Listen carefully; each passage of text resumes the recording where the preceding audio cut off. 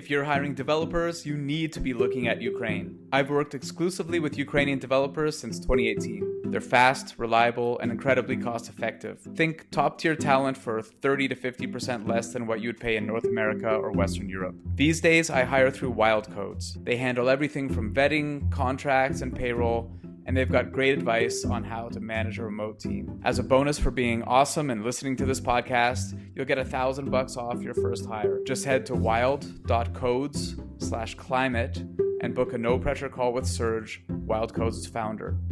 He'll give you a free assessment of your development team needs, even if you're not ready to pull the trigger now. Again, that's wild.codes/climate for $1,000 off your first hire.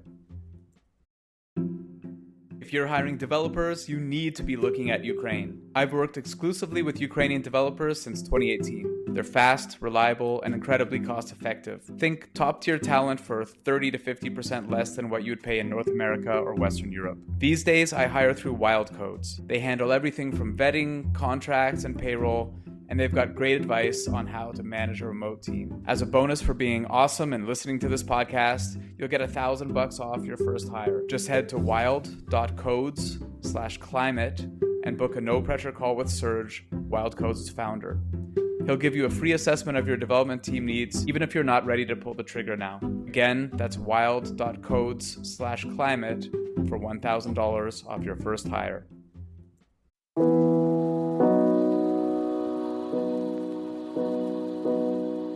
Welcome to another Climate Tech podcast, interviews with the people trying to save us from ourselves. What a pleasure to talk in this episode with my dear friend Shannon Falconer, a fellow Canadian living in Vienna. Shannon is the founder and CEO of BioCraft Pet Nutrition, which I think is the world's most important pet food company. They're making real meat for pet food while not harming a single animal. I'm your host, Ryan Grant Little. Thanks a lot for tuning in. Shannon, welcome to the podcast. Thank you, Ryan. I'm very happy to be here. So talk about one of my favorite alt proteins companies, BioCraft Pet Nutrition. Yeah. Okay. Well, I guess the company was founded in 2016, but I think really I probably in many ways unofficially founded the company over 40 years ago when I was, my mom, actually, at the time around the time I was born, my mom had taken in a stray pregnant cat, and her name is Missy. We named her Missy. And anyhow, so I was an infant at the time. And I guess, my mom would say, everybody told me, don't let the cat sleep in the crib with the baby. She'll suffocate her. But my mom did anyway, because the cat, for whatever reason, me and the cat just gravitated towards one another. And I think for like 18 years, every night that I was sleeping at home, that cat slept in bed with me until she passed away from kidney failure. And still to this day, I have dreams about her probably once every 2 years. And that was the closest relationship at sort of the youngest age, my closest relationship with any being. And then I had 2 other cats as well and 3 dogs. And so I think the connection that I built with animals at a young age, it just sort of formed a real foundation for me that these are my species, connecting, feeling, relating less to human species, but cats and dogs. And then I stopped eating meat in my early teens, also for animal welfare reasons, sort of connecting the dots between the fact that, okay, my cats and dogs are not humans and cows and pigs are not humans and so on and so forth. And I don't want to eat my cats and dogs. I don't want to eat cows and pigs. And then starting to volunteer at animal rescue in my late teens or early 20s, whatever. And I've been doing that for pretty much my entire adult life. But I'm a scientist by training. So in addition to my passion for, just loving animals, I also have a deep love for science and curiosity. So I did my master's in U of T in Canada, which is where I'm from, Toronto area.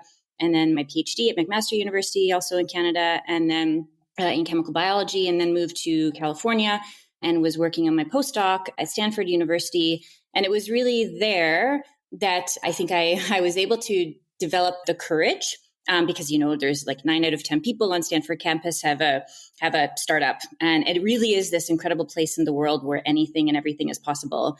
And I had long sort of known that if I could somehow apply my science in a way that was more meaningful than just sort of, academic pursuit, that I would love to, but I didn't ever really see it as being an option until I was there. And that's when I really decided that, yeah, forget it. I'm leaving my postdoc specifically to apply my scientific training to taking animals out of the supply chain. And at first I thought I would focus on the human food industry because, of course, humans are the main consumers of animal-based products. But then as I started to think about it more, but I haven't eaten meat for how many decades and I'm alive and well. But I'm really hamstrung by having to feed my cats in particular, and dogs, but cats very specifically, these meat ingredients, meat-based products and serve an industry that I otherwise wouldn't support. And so that was sort of the first, maybe there's something to this. Well, I can certainly understand your connection with your cat. I would think of my 18-year-old cat, Oliver, who I've had since he was a kitten, when I rescued him from the Toronto Humane Society. And the bond you form with them over these years is really incredible. And this is a topic I think about a lot because, like you, I'm plant-based, but I have this, little kitten or little old man cat now and a giant dog, 130-pound Great Dane. And both of them eat meat. So it's kind of like, I mean, what am I doing here from environmental and animal cruelty perspective? The best thing, and this is probably the biggest paradox, is that the people who love animals the most and don't eat them for this reason are also the ones who want to have them in their lives. So I get that. And I think there are probably a lot of people in this boat. Why is it not possible to just make dogs and cats vegan too? Yeah, great question. So, I mean, just as you and I are very much omnivores, humans are omnivores. And so it's no problem for us to say, okay, we don't want to support this industry, so we're going to switch to a plant-based diet. For cats and dogs, so it's a little bit different between the two. So metabolically speaking, dogs are omnivores. So actually, metabolically, dogs are closer to you and me than they are to cats. And so again, metabolically speaking, dogs absolutely can be vegetarian or vegan. They can derive all of the nutrients they need from plant-based sources. Those plant-based sources just have to be varied. One of the benefits of meat is that all of those nutrients are in one place. But for dogs, if they're eating an appropriately balanced diet and getting all their nutrients from a combination of different plant-based ingredients, then that's fine. However, taxonomically, they're referred to as carnivores, right? So people still very much cling to this idea that dogs are like wolves, they're the ancestors, and therefore dogs need meat. So then you run into a real marketing challenge around trying to just general consumer acceptance. But for cats, the situation is a little bit more complicated because cats are what are referred to as obligate carnivores. So metabolically, there are a number of nutrients that they really can, in the wild, their only source of complete nutrition is meat. And so there are some vegan cat foods that are on the market, very, very niche, but there are a few challenges with them. The first is that those key nutrients, some of them, for example, taurine being one of them that people often cite, like, if you try to make a cat a vegetarian or vegan, and the cat will go blind. And that's because taurine as a nutrient is only naturally produced by animal cells.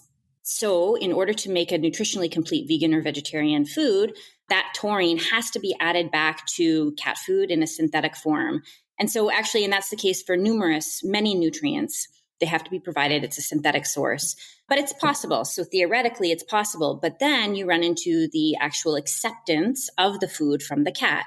So one of the main drivers of palatability for cats is animal fat, just the taste. And where we can get complete amino acid profiles, again, you can use plants to formulate different types of plants, and you can combine them to make sure you have an amino acid profile that reflects a complete protein, such as an animal. Plants just don't make animal fat. So for a cat to actually accept the cat food, the vegan cat food, there's a lot of challenges around that because cats just don't like the taste. And if a cat doesn't like something, a cat's not going to eat it. And then this is a big problem. So vegan cat food is just generally speaking a nightmare. And this is why we need to be thinking about how do we create an environmentally sustainable and humane source of meat for pet foods. There are a lot of companies already on the market that do advertise themselves as being companies that are humane and sustainable, even though they're animal-based products. And this is, again, it's a little bit frustrating because these are claims that anybody can make. We are sustainable, we are humane, but ultimately, at the end of the day, an animal was still raised and slaughtered for that pet food. And so the animal can be treated better than maybe, another animal. So there's some standards in place that way. But again, the animal's still slaughtered for the food. And unfortunately, the better an animal is treated, the worse the environmental footprint is, right? Because that animal now has more space to graze. And so it is absolutely impossible for these companies who are sourcing meat from animals to say, oh, it's both humane and sustainable. You can't get both, and you can't even realistically, you cannot even get either individually as long as an animal's in the equation. So what are we left with? We're left with cultured meat. People are often surprised to hear that the environmentally most unfriendly meat is grass-fed beef, for exactly those reasons. But so enter cultured meat, which is what you do. Can you talk a little bit? So this is real meat in this pet food, but doesn't come from an animal. Can you talk a little bit about what that looks like? What kind of meat is it? How is it made? What does it look like? Yeah. So the meat, it doesn't come from a whole animal. It comes from animal cells. And so I'll just step back and say, in terms of the species, we actually started with mouse being the ancestral diet of the cat. So in the wild, cats eat mice, they eat small birds and insects. Although chicken, beef, seafood, these are the main ingredients in pet food, they're also the main allergens for our cats and dogs. Nevertheless, that's the supply chain for the human food industry. So this is why these protein sources are fed to our animals. So in making cultured meat, we really saw this as an opportunity to grow the protein source that's most evolutionarily appropriate for our cats. And so hence we started with mouse. So what we did with mouse and what we can do with any animal is basically you take a small collection of cells from an animal in a one-time scenario, and then you don't ever go back to that animal again. And so from there, we are working with something that are a type of cell called pluripotent stem cells. And pluripotent stem cells are naturally the only cells in a body that continue to grow indefinitely until there's some kind of stimulus, whether or not it's in a body or outside of the body, that says to the cell, okay, now it's time for you to differentiate. And that's the term used to tell these cells to either to form muscle tissue, heart tissue, liver tissue, organ tissue of some kind.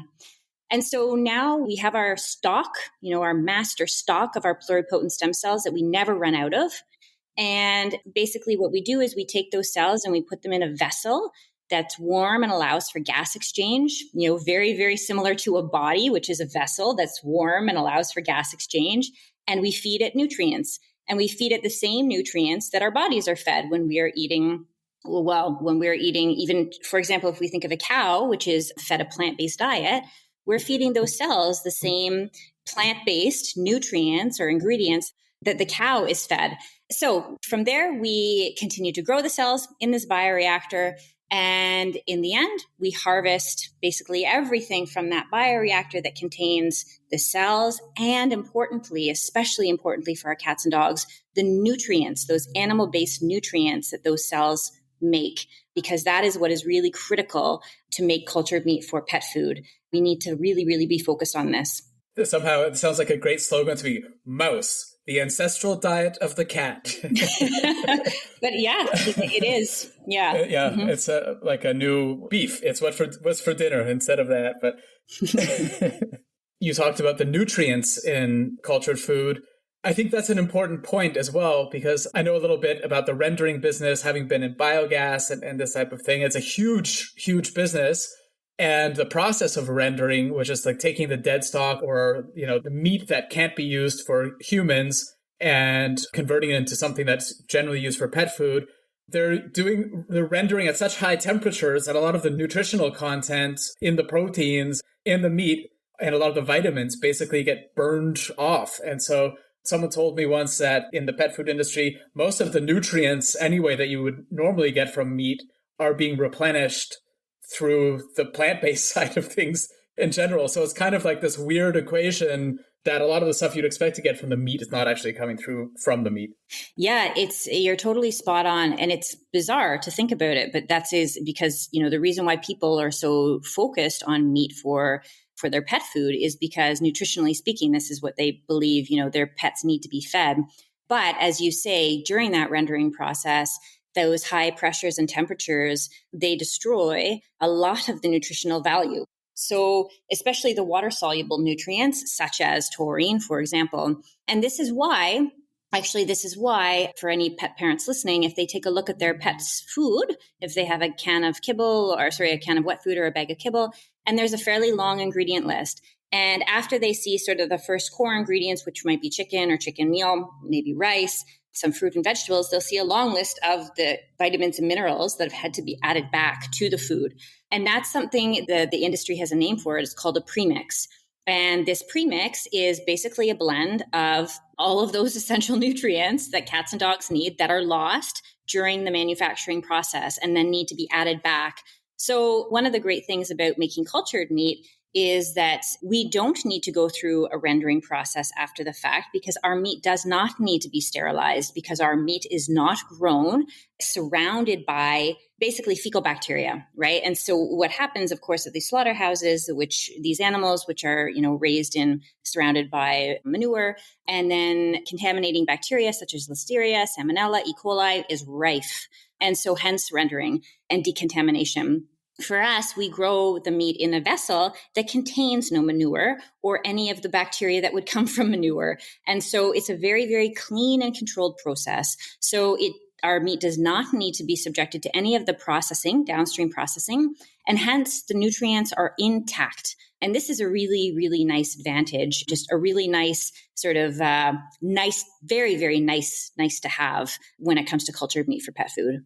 So talk about these vessels a little bit and the production process. What's this going to look like? I think you said that in 2025, you're going to be on the market through commercially available pet foods. What are you growing this in? Are these massive stainless steel tubs, or what does it look like?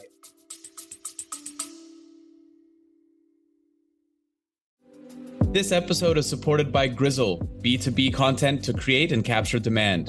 I first met Grizzle's founder, Tom Watley, 5 years ago at a conference in Dublin. I was so impressed that I signed a deal with him to do all my software company's content that same evening at the pub. Remember that, Tom? Kinda. And they're still doing it 2 years after we sold the company because the new owners love Grizzle as much as I do. If you sell B2B, book 30 minutes in Tom's calendar at grizzle.io/climate. That's GRIZZLE.io/climate.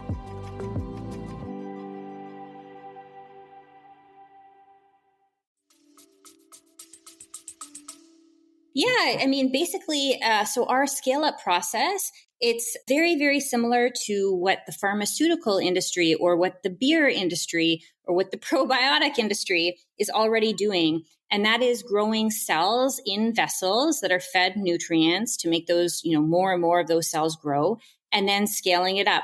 So this is not a novel process. And from this sense, it's actually quite a very, very finely tuned process that these various industries have been performing using for decades now. And so just as exactly as you say, we basically continue to move up in these bioreactor sizes, which are these stainless steel tanks, and, moving from sort of 2 liters to 20 liters to 200 liters to 2,000 liters to 20,000 liters and producing from there. And it's a very, I think I would, for folks who make the argument, but this is not natural, this is an unnatural manufactured type of meat. And I would encourage people to think about it in a couple of ways. One being, if we sort of stand back and look at what exactly is natural, and we think about the food that we eat, and the vast majority of food that any person eats is heavily manufactured, right? Unless you're literally picking the apple from a tree and eating it. As soon as you take a loaf of bread, as soon as you open a container of yogurt, these otherwise very healthy foods, they're still heavily manufactured. And similarly to the pet food that is currently being served, the kibbles and wet food pâtés today, manufactured. So basically, we are working through a process that, the same way that other conventional food producers, we are following a similar path, which is that we are producing food commercially in facilities that have, checks and balances with regards to safety. But as it happens, again, because we don't actually go through the whole slaughter process of an animal, our food is actually inherently, naturally more safe. It has safer characteristics to it. But yeah, I think the whole argument of natural is one that maybe it's a bit of a knee-jerk reaction that people make without thinking much about what exactly that means. And I think if people just took just a few minutes, that's all that's required, and just reflected on that, it might make a little bit more sense. I often think about how the beef, if you look at beef or pork or something like that, it's one ingredient, right, on a label. But if you actually looked what's in that and what was in that animal, it's hundreds and hundreds of ingredients. And I mean, the whole process of getting a steak to your table is a highly, highly processed number of steps. And we just have this idea, I think, this kind of legacy idea of animal agriculture as being something kind of natural, which it's really not, or at least not anymore. But so if I'm imagining, taking the example of a steak, if getting meat from kind of the animal structure down to pet food, which, is usually this like kibble or kind of a slurry, if you're starting from cells, you're building up to that. So you actually have this advantage of being able to create and customize, kind of like you're dropping some steps out because you're creating a slurry instead of steaks.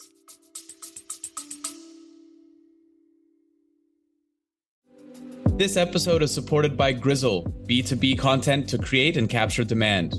I first met Grizzle's founder, Tom Watley, 5 years ago at a conference in Dublin. I was so impressed that I signed a deal with him to do all my software company's content that same evening at the pub. Remember that, Tom? Kinda. And they're still doing it 2 years after we sold the company because the new owners love Grizzle as much as I do. If you sell B2B, book 30 minutes in Tom's calendar at grizzle.io/climate. That's GRIZZLE.io/climate.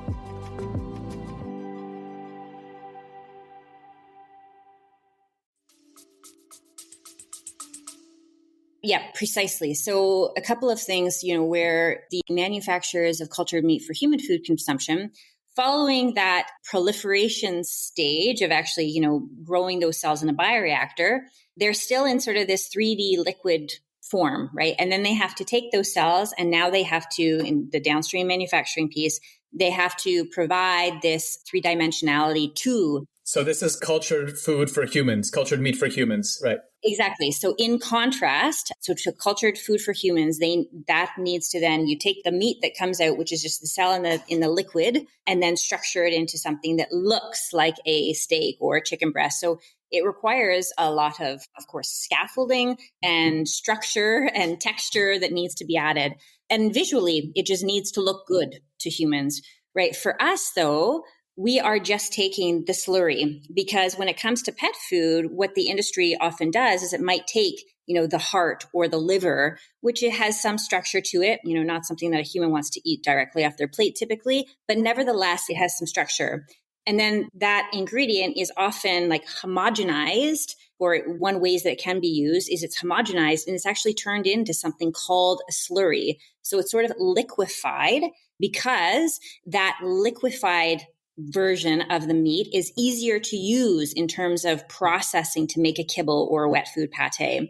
So for our purposes as a cultured meat pet food ingredient manufacturer, we already have the liquefied version. It's already in a liquid. There's no need to liquefy it after the fact. And so, as you say, it does eliminate not one, but many steps.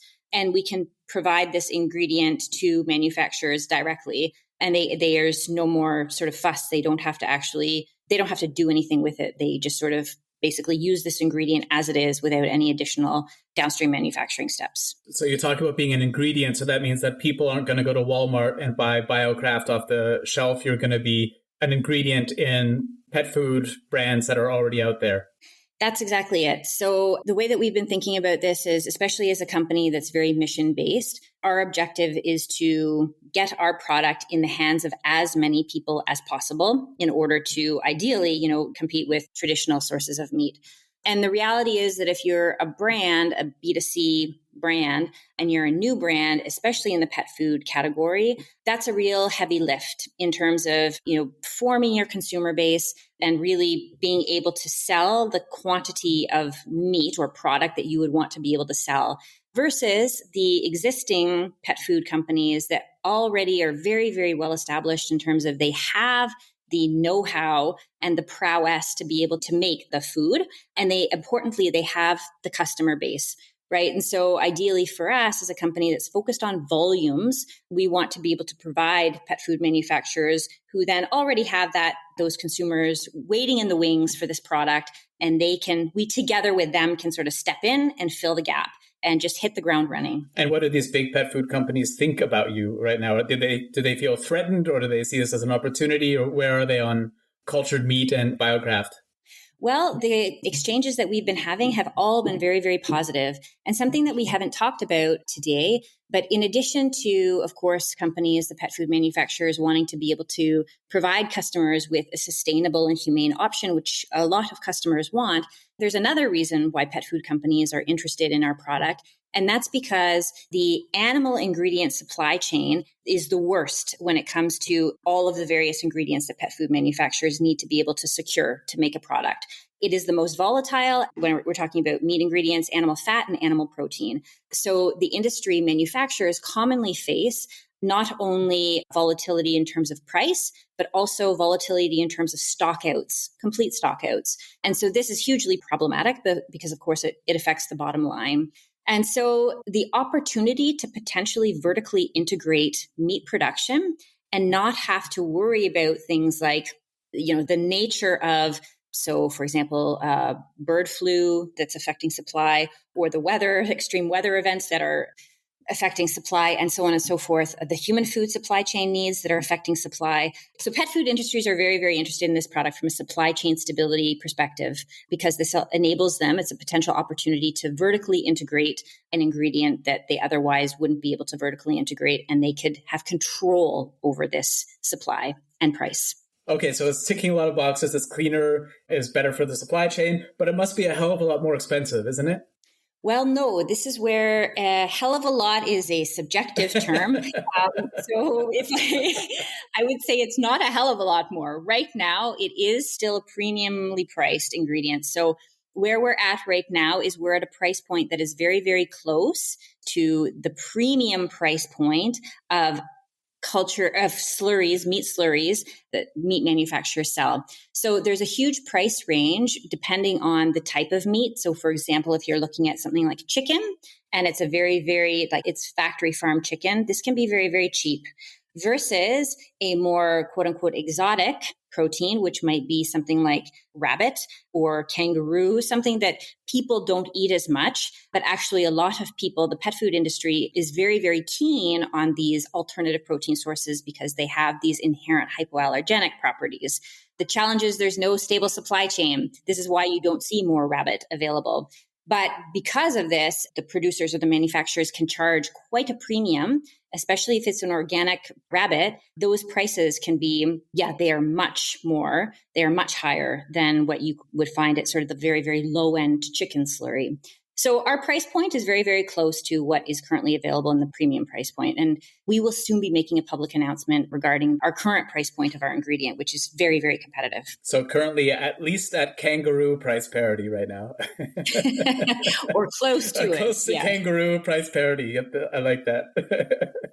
And when can people expect to see BioCraft on the market? I think I read 2025. We're definitely on track to be available as early as 2025. And we're speaking with regulators as well as potential manufacturing partners about making that happen ASAP.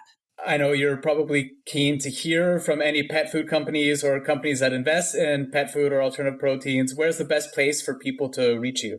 So they can find me on LinkedIn. They can also check out our website, biocraftpet.com, and we have an email link there as well. Great. And I'll be sure to put this all in the show notes as well. Shannon Falconer, thank you so much for joining today. Thank you, Ryan. Thanks for listening to another Climate Tech podcast.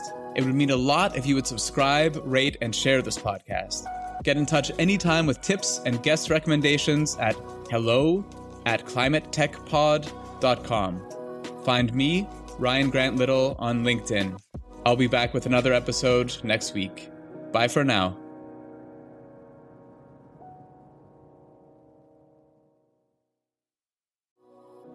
I work with a lot of companies who plan to open up shop in or expand across Europe. My one big piece of advice, don't fall into the trap of setting up a new entity right away. Instead, talk to my friends at Paracar, who can help you get up and running without all the costs, not to mention the legal and HR hassle. When I was hiring in different EU countries, I wanted my team to focus on their work, not on the country's bureaucracy. After interviewing a half dozen international expansion firms, I chose Paracar because they were by far the most knowledgeable and they're great people. Whether you're a large multinational looking to expand abroad, a small business looking for the right talent, or a contractor, they'll sort it out. Book a free, no-obligation consultation right now at paracar.eu/climate. That's PARAKAR.eu/climate.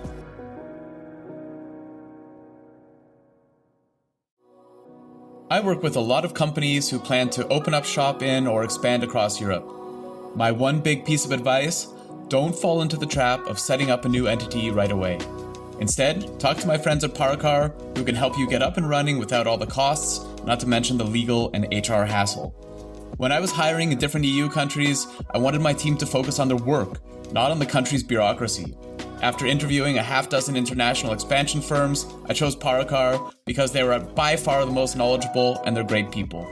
Whether you're a large multinational looking to expand abroad, a small business looking for the right talent, or a contractor, they'll sort it out.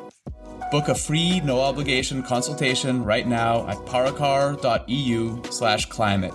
That's PARAKAR.eu/climate.